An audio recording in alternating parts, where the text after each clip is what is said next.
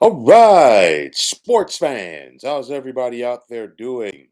William Martin coming at you one more time here on YouTube with another edition of the 300 Pounds of Sports Knowledge Podcast. Well, the writing was on the wall, and today it's official as Kevin Willard is leaving Maryland to become the head basketball coach at Villanova. This announcement puts to bed several weeks of speculation as to whether or not that Willard was going to leave or stay at Maryland. Now, the Terrapins just wrapped up their most successful season on the hardwood in about a decade. Maryland went 27 and 9. They won 14 games in the Big Ten, and they got to the Sweet 16. Make no mistake about it. People can say whatever they want, but it was a distraction in my book as to whether or not that Kevin Willard was going to stay at Maryland. I mean, we heard the reports, we saw how the fan base turned on him heading into the Sweet 16. You go back and watch the video last week from where the team left their team hotel out in the Bay Area, heading to their regional semis game against the Florida Gators. And of course, it was an icy reception at best for head coach and the fan base there. But like I said on Friday, everyone was and is not on the same page at Maryland. Willard basically wanted more of a commitment from the school's administration to basketball. And you know what? He went someplace where he feels like he's going to get that. And the other thing is the power of the NILs. It's not just about getting kids and keeping kids there. Your NILs have to be on point, okay, and they have to reach a coach's standard, if you will, as far as giving him the tools and resources that he feels that he needs, that he can go out there and compete with.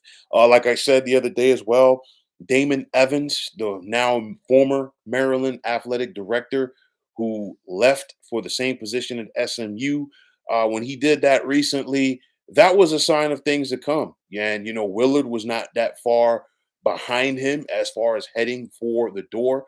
Remember, Damon Evans was the guy who hired Willard at Maryland. So, with all of this said, and it's been a whirlwind of the last couple of days for Maryland. So, where do they go from here in regards to their basketball program? Is it going to be Buzz Williams or bust? I know that Buzz Williams apparently has put out his interest or put his name out there at least. You're hearing the rumors as far as possibly leaving Texas A&M to become the head basketball coach at Maryland, or do the Terrapins go in a different direction? It's very interesting because this is basically the tail end of the hiring cycle, and the reason why I say that, all of the popular or maybe sexy candidates out there, if you will, they've all been scooped up. You know, Will Wade's at NC State.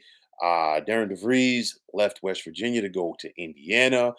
We saw Richard Pitino leave New Mexico to go to Xavier. We saw Ryan Odom take the Virginia job after he had success at VCU. So it's going to be very interesting to see where Maryland pivots from here. And this is going to be an important hire for Maryland in more ways than one. You do not and you cannot afford to get lost in the shuffle in the Big Ten. I mean, Maryland made some big time strides this year under Willard. 14 wins in the Big Ten for the first time since 2020. A four seed in the NCAA tournament for the first time since 2015. Their first trip to the Sweet 16 for the first time since 2016. If you're Maryland, you cannot afford to get lost in the shuffle in the Big Ten. You've got Michigan, you've got Michigan State, you've got Illinois, you've got Purdue, just to name a few, okay, of the heavy hitters in that league. And again, if you're the Terrapins, you cannot get lost in that shuffle. So I think this hire is going to be important from that standpoint. And I also think it's going to be important for Maryland from the standpoint that A, They need everybody on the same page in their program, and B, um, they need consistency. And the reason why I say it is Maryland basketball, it's a good job. Okay. I'm not going to sit up here and lie about it. It is a good job, but they just need to get back to the consistency that they had with Gary Williams when he was running the show there. Um, and this is like throughout the 90s and early 2000s. I know Gary Williams was let go in 2011. Mark Turgeon did initially have some success there, didn't work out for him. And then, of course, with Kevin Willard.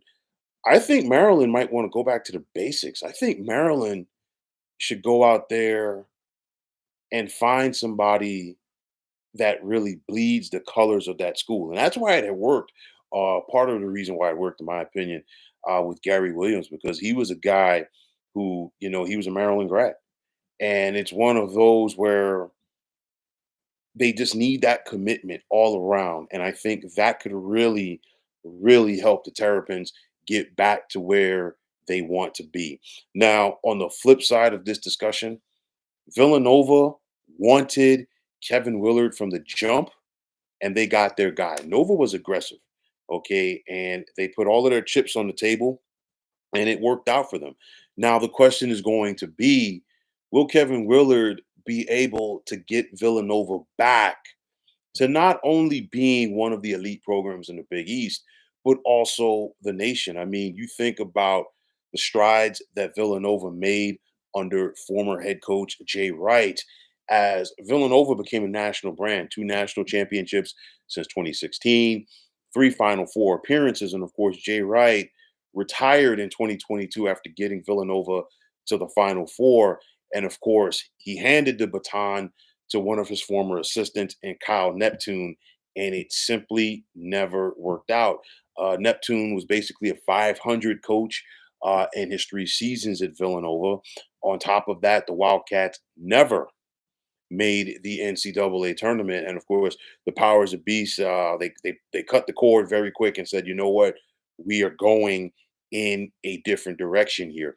So, for me, I think Kevin Willard has a potential to have success, at Villanova. I don't think it's going to be a snap your finger thing. I know that the expectations for a lot of programs have changed through the transfer portal and the NILs that you can, really turn the fortunes of your team around. Let's wait and see. Okay. But I do think Kevin Willard is going to have some success at Villanova. I will say this at the same time. The folks at Villanova still have Jay Wright fever. And the reason why I say that, you look at what Jay Wright got the program to, but that took some time. Okay, so I just hope that they're patient and don't think there's going to be a quick fix and Villanova is going to be right back. We got to wait and see. But nonetheless, Kevin Willard can recruit, and I think he will recruit there. I think it's going to be important for Villanova to recruit the Northeast, especially the Philadelphia area, as well as the DMV. And I think that's one thing that hurt Kyle Neptune with Villanova. Not only did they slip, but they were also struggling against schools from the Big Five. That is a no-no. That's no disrespect to the other schools in the Big Five in Philly, but that's a no-no in comparison to where Jay Wright had left that program by the time that he decided to step down. So you look at this coaches room in the Big East now, and it's very interesting. You've got Kevin Willard, who's back in the Big East. I'll touch on that in a moment. You got Ed Cooley at Georgetown, of course, the Patinos, Rick at St. John's, and Richard at Xavier. Greg McDermott at Creighton, Shaka Smart at Marquette, Thad Matta at Butler, Ken English at Providence. You got Dan Hurley at UConn, Chris Holtman at DePaul, and then Shaheen Holloway at Seton Hall. So, like I've said in the past, when it comes to head coaches in the Big East, it's one and their programs for that matter, it's one of those where it's very easy to get lost in the shuffle in this league. Very competitive league. You've got to bring it on a night in and night out basis. And you really don't have a night off due to the coaches and how they're building up their respective programs. I will say this, do not expect Seton Hall to go out there and roll out the red carpet for Kevin Willard. I know that the folks in College Park are not thrilled with Kevin Willard right now for leaving. Well, they can pick up a phone and talk to the folks at Seton Hall and see how they felt about Kevin Willard leaving Jersey to go to Maryland back in 2022, as he had gotten the Pirates and made the Pirates as a perennial NCAA tournament team. So that's going to be very interesting. That's going to be must see TV right there next year when Villanova takes on Seton Hall. And of course, Kevin Willard returns as a visitor. I guarantee you the Bluebirds are going to be out in Jersey for that one. Like I said the other day, and I will harp on it again, the Big Ten just lost one of their head coaches to the Big East. And I want to see how they're going to respond, because if you're the Big Ten, you in the SEC, you basically frown upon everybody else, especially the non football conferences. Like I said, the Big East is still a legit basketball conference. And of course, the proof is in the pudding, because no conference has won more national championships in men's basketball since 2016. The Big East has four. Okay, but nonetheless, it's going to be interesting to see how the Big Ten responds to this, because if you're the Big Ten, you're looking at it, hey, we can just peck and pick whoever we want from whatever league. And now you're getting one of your coaches picked to go to another league. So it's going to be interesting to see from there. But nonetheless, I do think that Willard does have potential to have some success at Maryland. Like I said, the Big East is going to be very, very interesting next year. St. John's, Connecticut, Xavier, okay, Marquette, Creighton. You've got to throw Villanova in that mix. I think Georgetown's going to be an improved team. I think DePaul is going to be an improved team as well. So, nonetheless, like I said, you really cannot fall asleep at the wheel in that league. Like I also said before, very important hire going forward for Maryland. They've got to get somebody who's not only going to build that program, keep it going, but then somebody who's committed to Maryland, and Maryland has to be committed to that person. Everybody's got to be on the same page.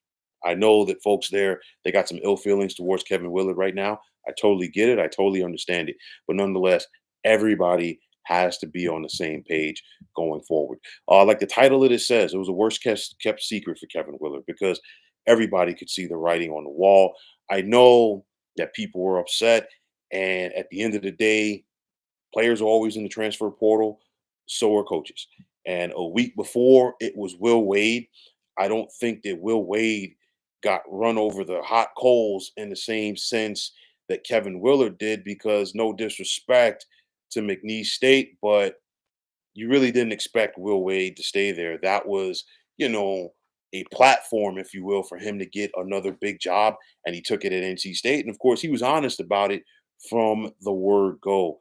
Kevin Willard, a little bit different, and of course, Maryland's a big job, and he left for another big job in Villanova. But nonetheless, let's see how things work out for Kevin Willard and his return to the Big East, and also let's see how the Terrapins basketball program pivots from here.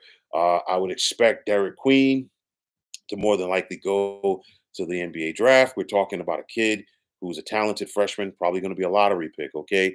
I want to see if any of those kids from Maryland's program will make the trek to Philly to play for Kevin Willard once more. We've got to see the power of the transfer portal. But nonetheless, Villanova got their guy, and Maryland, unfortunately, is left with egg on their face for the moment.